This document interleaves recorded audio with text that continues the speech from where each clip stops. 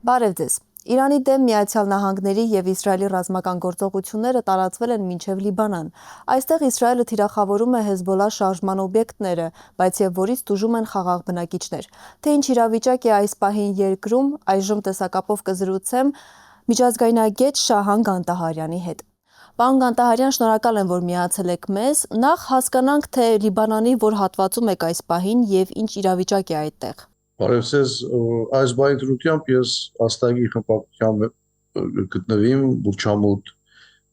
բավական հեռու է ճիշտ է Բեյրութի հարավային արվարձաններն, բայց Բեյրութի հարավային արվարձանները ենթարկվին ռմբակոծումներու, հրթիռագործումներու, որովհետև երեք Իսրայելը պաշտոնապես հայտարարեց կոչելով Բեյրութի հարավային արվարձաններու բնակիչներուն անմիջապես լքելու իրենց տուները, թաղերը, քաղաքը, որովհետև սպառնաց, որ շատ ծանր հրթիռագործումի պիտի ենթարկի ամբողջ շրջանը։ Հայտնաբար այնտեղ նաև Հեզբոլլայի գետրոններ են, այդ գետրոնադեղիները ուրեմն ոչնչացնելու հստակ առաջադրանք ունի։ Բնականաբար հիմնական բախումնային կոդին հարավային Լիբանանն է եւ բարձ է, որ Իսրայելի նպատակը ոչ թե Հեզբոլլայի ուժերու հետ քաշումն է կամ թիրքերու լքումը կամ ընդհանրապես զինատապումը, այլ անվտանգության կոդի ձևավորելը եւ բավական խորությամբ ինքը առաջադրած է անվտանգության կոդի ձևավորելը ստեղծել եւ աշխարհակությունը բախումներու բավական լայնված է Բեքայի հովիտ, Բaalbek, հարավային տարբեր քաղաքներ, Բեյրութի հարավային շրջաններ,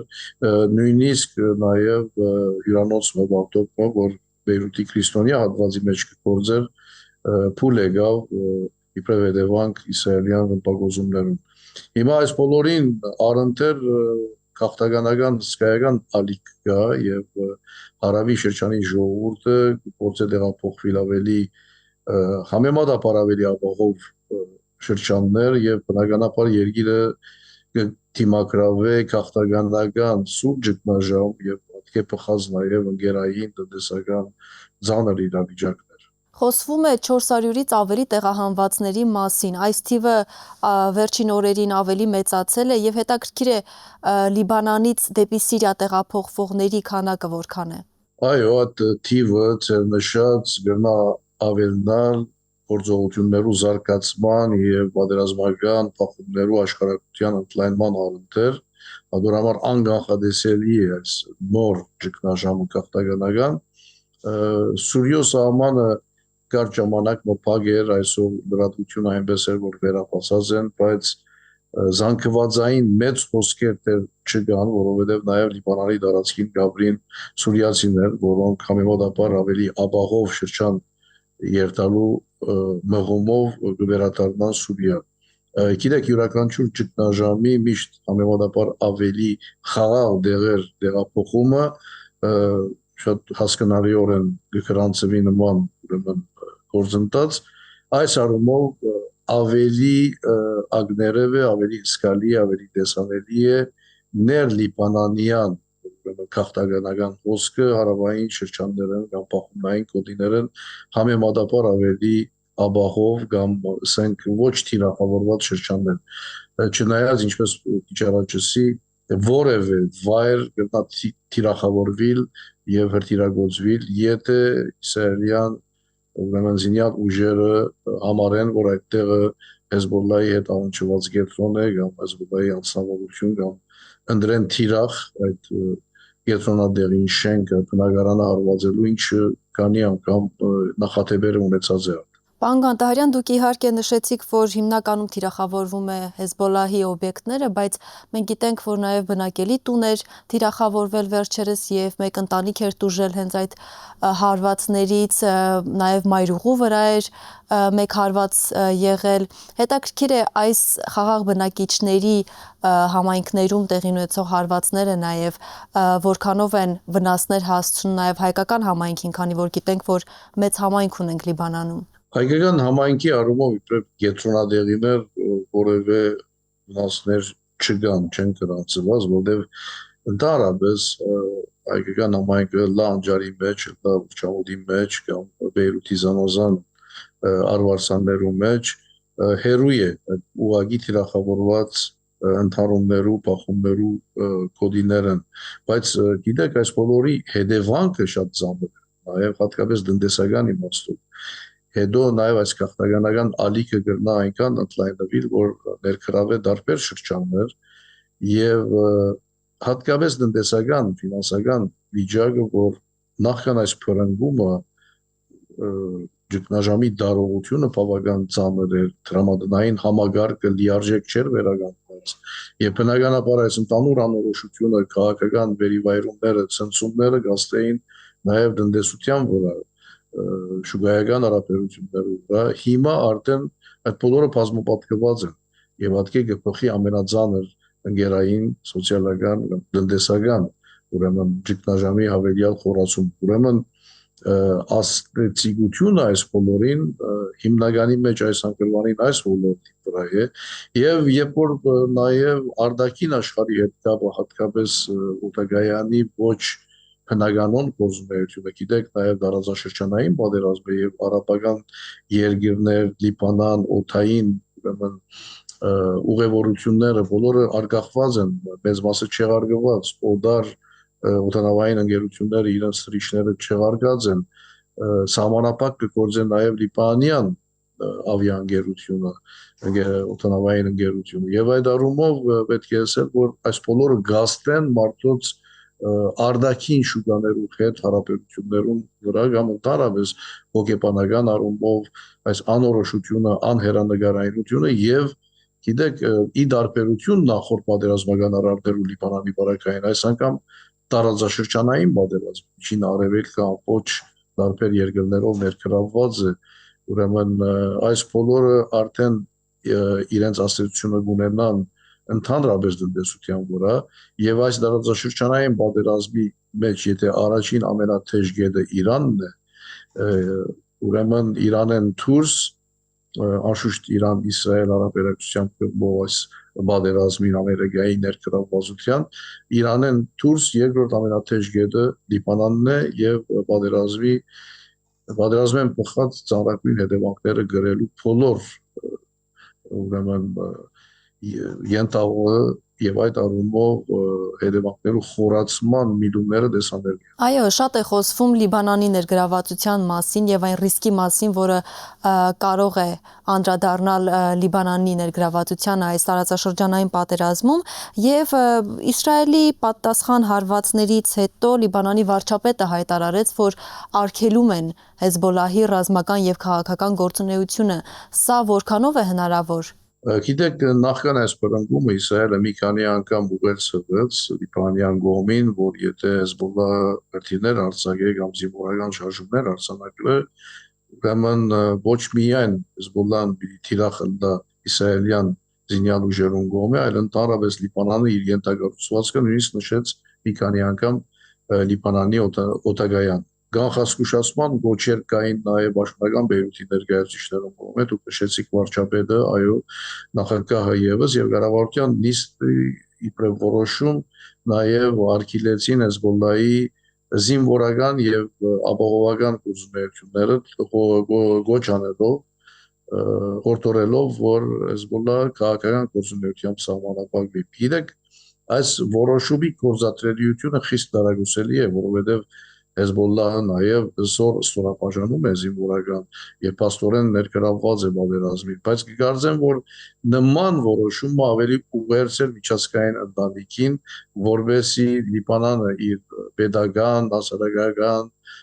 գառուցվածքով, ենթագառուցվածքով թիրախ չդառնա հարցակումներում եւ առավելաբար քաղաքականորեն այսպես կգրավի նաև աշնանական բեյրութի որոշումը, որ իթեպ մինչև հիմա չկար, իբրև որոշում, իբրև pedagogan թիրքորոշում գեցված չկար։ Գարձեմ նաև որ հատուկ զգուշավորություն պետք է որ այս բոլորը չհանգեցնեն ներ-լիբանանյան փախումնային վիճակներու ընդհարումներու ենթահողի չվերածվին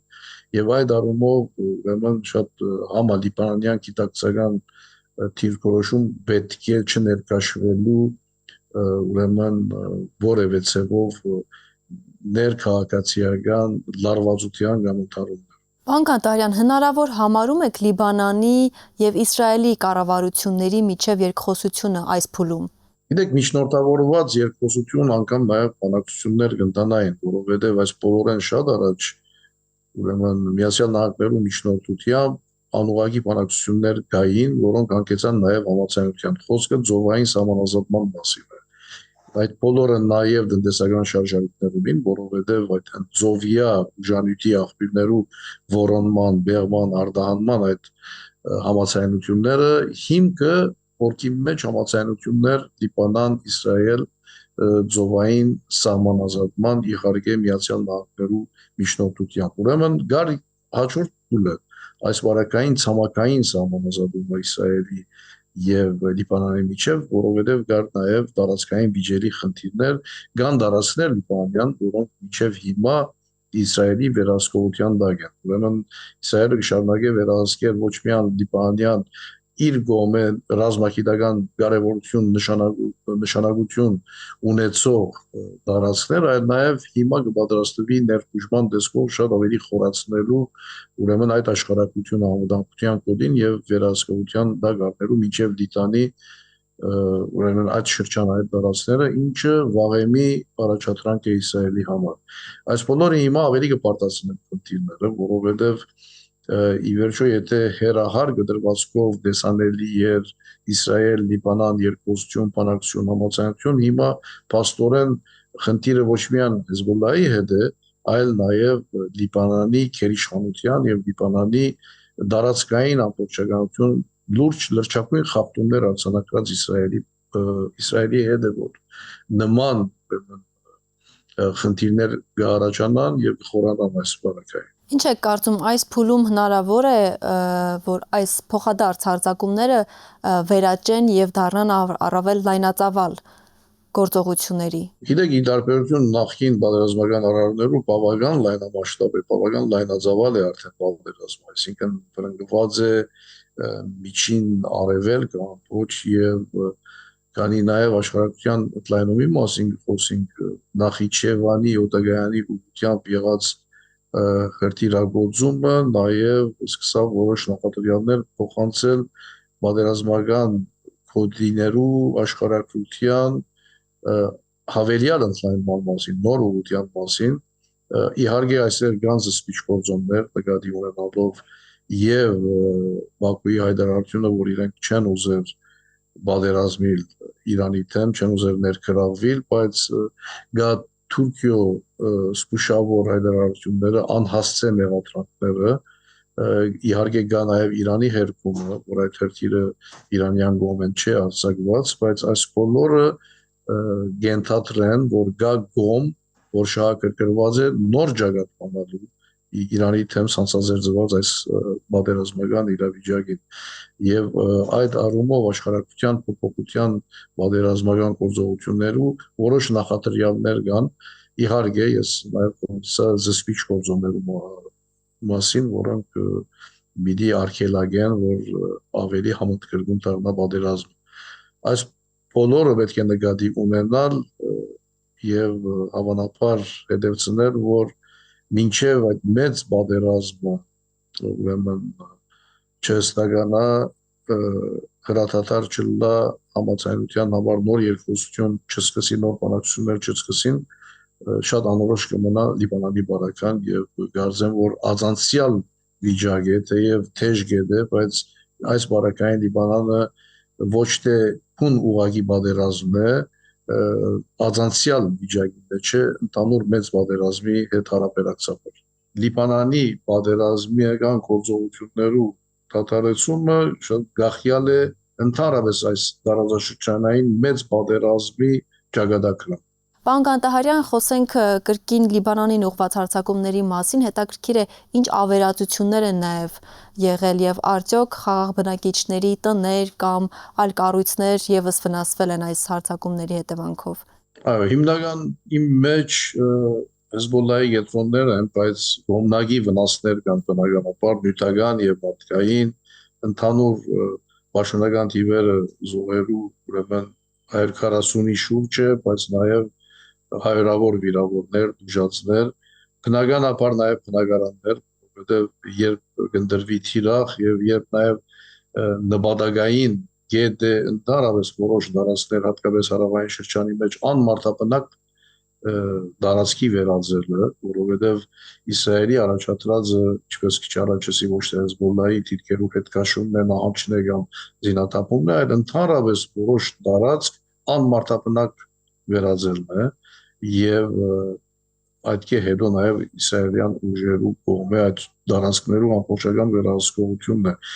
Այդ անմարդապնակ դարածք վերածելու համար ուրեմն քանթումները շինարարություններու, շենքերու, գառուցվածքի ընդհանրապես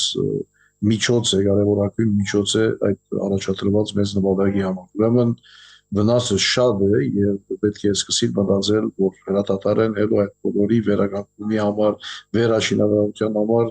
հսկայական միջոցներով պետք է եւ Լիբանանը ինքը արդեն տնտեսական խոր ճգնաժամի մեջ գտնվող երկիր է եւ իբրև պետություն ինքնուրույն չի գնալ ուրեմն այդ բոլորի մեծ ծրագիրներում ցերնարգել բնականաբար այդ հանգրվանի վերստին պիտի ակնկալվին արտաքին օժանդակություններ իսկ արտաքին օժանդակությունները հստակորեն